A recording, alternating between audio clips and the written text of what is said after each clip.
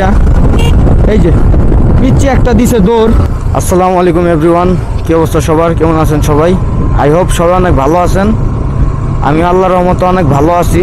So guys, আপনারা তো দেখতেই পারছিলেন আজকে থেকে আরও একদিন আগে ভৈরব আসছিলাম একটা বিয়ের অনুষ্ঠানে। তো আজকে হচ্ছে 10 তারিখ, বিকাল বাজে হচ্ছে 4টার মতো। এখন বের হয়ে গেলাম গাজীপুরের উদ্দেশ্যে।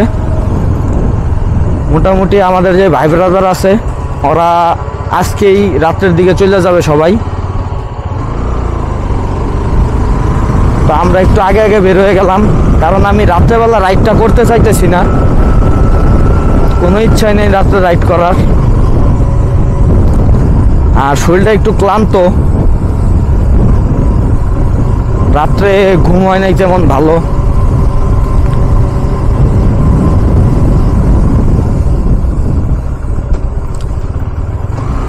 তো এখন সর্বপ্রথম মেইন কাজ হচ্ছে আগে ফুয়েল নেওয়া, কারণ মিটারে 2 কাটা ফুয়েল শো করতেছে।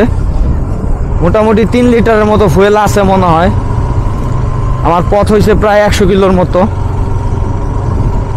এই 100 কিলো পথ কাভার দিতে হইলে এই তাহলে যাওয়া যাবে, কিন্তু একবারে শেষ হয়ে যেতে পারে। তার জন্য আমি ফুয়েলটা লোড করে নিব, কোনো রিস্ক নিব না।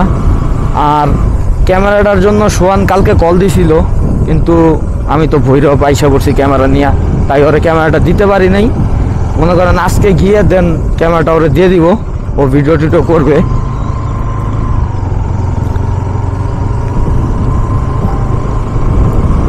আমার রিসেন্ট একটা ক্যামেরা সেটআপ নিতে হবে, বাসায় কিছু কাজ করতেছি, ওই কাজটা শেষ হইলে দেন একটা ক্যামেরা সেটআপ নিয়ে নিব। তার বেশি কথা না বাড়াই, ডিরেক্ট আগে একটা পেট্রোল পাম্পে যাই, তেল নেই, তারপর গন্তব্যের দিকে রওনা দেই। আর এই যে যাওয়ার দিন তো দেখছিলেন রাস্তাটা অনেক ভাঙ্গা ছিল, এই ভিতরের রাস্তা, তার জন্য ভিতরের রাস্তায় আর হেলমেট পরি নাই। এই একটু ভালো রাস্তায় আইসা তারপরে হেলমেটটা পরলাম আর ভিডিও স্টার্ট করলাম। মোটামুটি অনেক ভালো সময় গেছে ওই জায়গায়। সো গাইস, মোটামুটি অনেকক্ষণ রাইড করার পরে একটা ফুয়েল পাম্প পাইলাম। তো এখান থেকেই পেট্রোলটা ফুল করে নেই, দেখি কতটুকু তেল ঢুকে।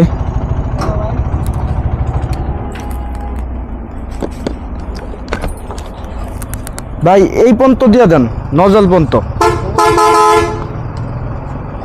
এতটুকু খালি রাখবেন আর কি নজলটা। 2টা বুস্টার নিয়েছিলাম সাথে করে, এগুলো দিয়ে দেই এখন।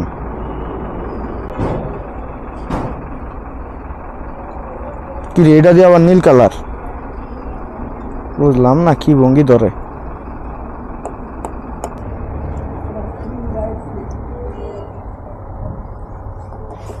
তো গাইস, বর্তমানে আমি আছি সিলেট হাইওয়েতে।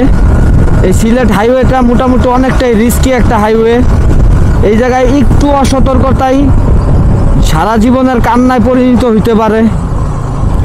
যেমন কিছুক্ষণ আগে এক ব্রিজ ছিল ভাঙ্গা, তো আমার সামনে একটা প্রাইভেট কার ছিল নোয়া, তো ও মোটামুটি ভালো স্পিডে টাইমে গেছে।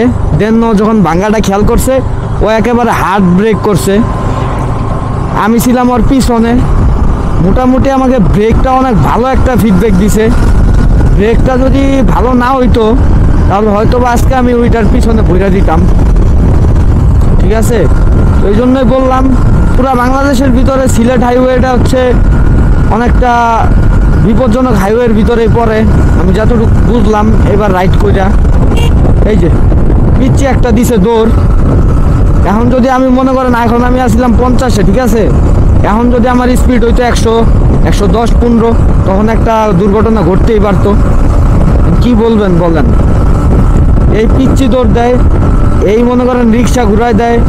এই সিএনজির কথা তো আর বললামই না গাইস, ওরা এত বাজেভাবে রাইড করতেছে, মানে ড্রাইভ করতেছে সিএনজি, বলার বাইরে। মানে বাইক দেখলে তো ওরা সাইড দিবেই না, আর উল্টা বাইক এসে লোক টানাটানি করে। এই যে আরেকজন বুঝলো না, হ্যাঁ যদি ছিল এখনই ঘুরায়া, দেখছেন, বলতে বলতে 2-2 বার।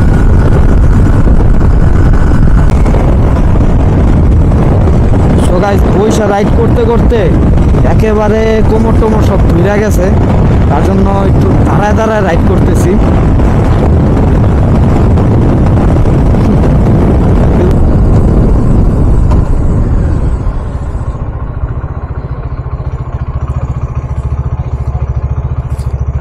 সাইড দিয়ে গেলে গাইতই তো না,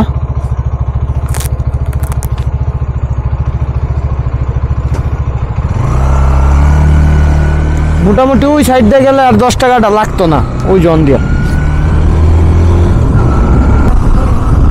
বিকালবেলা চরসিন্দি ব্রিজে মোটামুটি অনেক দর্শক।